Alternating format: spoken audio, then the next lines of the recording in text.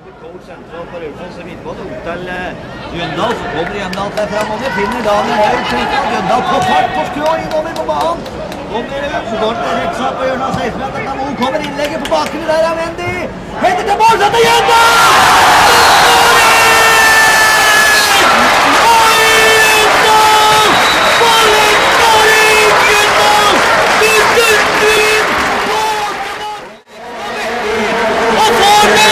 Og løper dit på en kjempeløp, så havner de i boksen, og da kommer bollen tilbake fra Mendy og går alene, og tar den på direkten, og den bærer, den blir uten på Møre, og jo da da, den skulle fra Mendy, ja, 60 meter, og lager hører kampen 70 meter, og Raufoss leder 1-0 over Mo etter skåring av Helge André Jøndal, passning fra Remon Mendy her i skåring av Jøndal. Helge André Jøndal.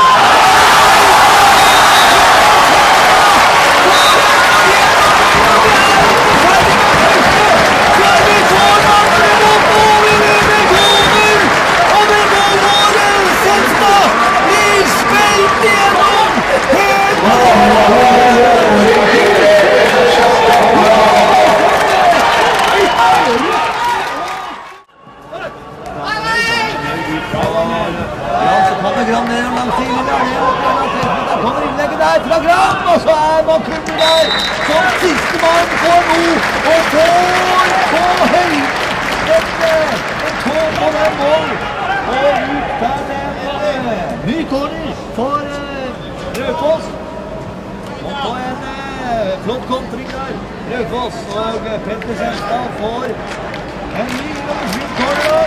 Du var under klokkeretten og ikke lenger i mat. Det er en flott corner, men til Torp. Marken er Petter. Petter knaller!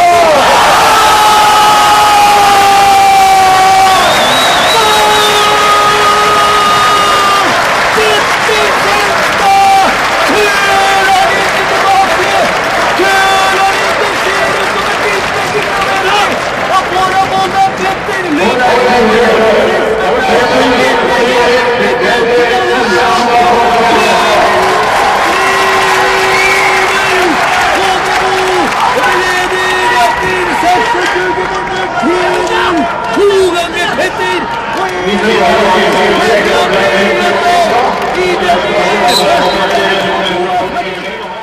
Utleder 3-1 over Mo, som fikk en skåring da på et flott angrep fra Finse, og det var en dårlig og så kanskje var mye, men det blir en skåring som Klasson er sjanseløs på. Kort corner nå fra Senstad, inn på Mendy, ut på Stavse, Rundsagen. Ja!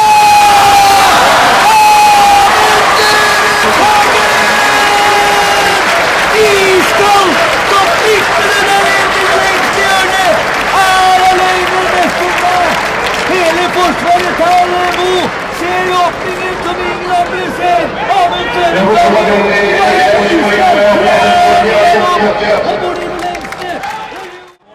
Mendy tar opp den, helt nede av cornerflagget, utfordrer tilbake til Mo sin banen der. Mendy får gjøre at 16-meteren nå Mendy strekker seg innover banen, får med til Størumshagen. Blir spilt opp til Mendy, som er igjen! Så blir Mendy frelst, og vi får straffe! Der Daniel Haug, så får den og flikker videre til Mendy, som er helt alene igjennom. Og så blir Mendy felt, og vi får en straffe til store protester fra Mo-spillere, som mener at dette er feil. Stig Unhammer, dette er feil, men Unhammer har blåst til straffe for Raufoss, og Mendy har mulighet til å øke til ledende ledelsen til 5-1 over Mo, og vi er ikke ferdig med første omgang. Vi er på overtid, vi leder 4-1 over Mo, da Mendy mot Johovala. Mendy som ble felt, skal ta straffa selv, og vi ser da Mendy, er du klar? Og går det mål!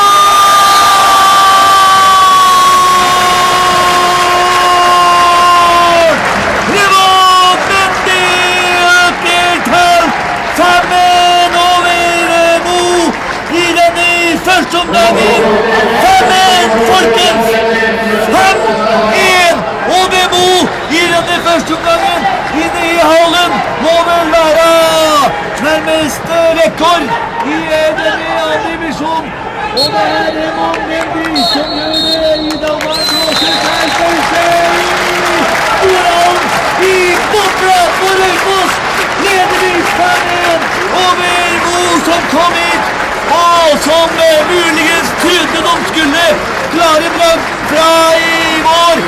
den gangen Raufoss I ferd med å ta en gedigen revansch over Mo. Og vi leder altså 5-1 til pause, takket være Senstad, Jøndal, Sørumshagen og Mendy. Og 5-1, folkens! Magnus Tappet som vinner den duellen, får med seg Sørumshagen, så kommer tvers av passningen da cornerflagget til en perfekt passning til Rek'Sai som får en egen av cornerflagget. Det en avslutning til Rek'Sai av 100% kvalitet. Og vi får med at det kommer til en fang som bryter det. Så går det på etter!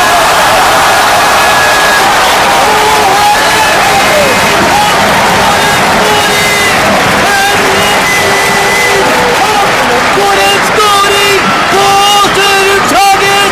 Herre min, Hamdamen som ser at Johanna står ute på 16 meter, og du tar den!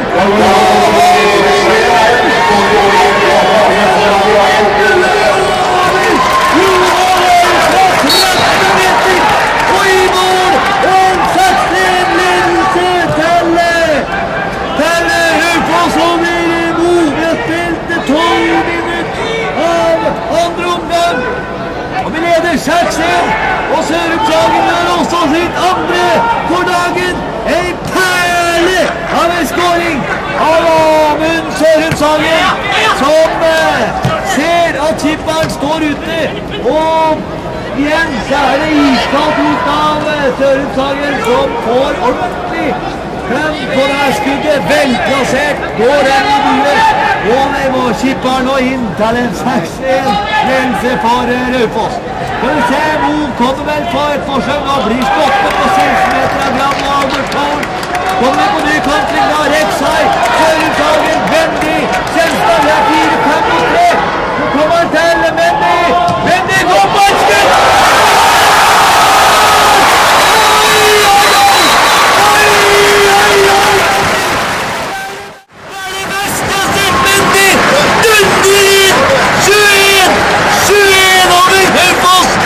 Skipper Johanna, han sjanseløs, det bare går via hansken til Johanna og i mål og vi leder.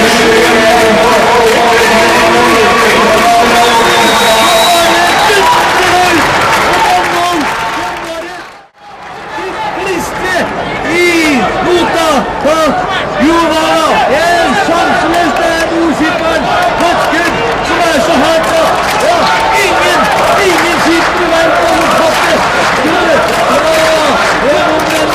21 til Raufoss, Mo, Røstveld et kvarter av andre omgang. Så gjør de en bytte. Mo satt innpå. Vi ser hvem som gikk ut. Var det Bjørn Arvelund som gikk ut.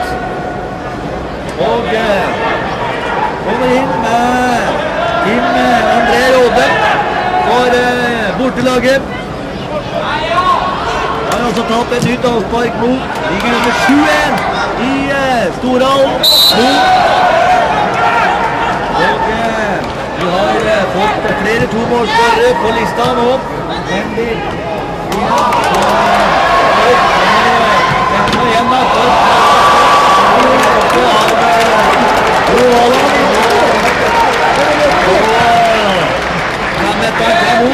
og får et langt oppspill som havner i veien på fristet. Igjen, med Jøndal og Mendy da, inn mot Øytvelderen. Sikker Jøndal igjennom. Og her Jøndal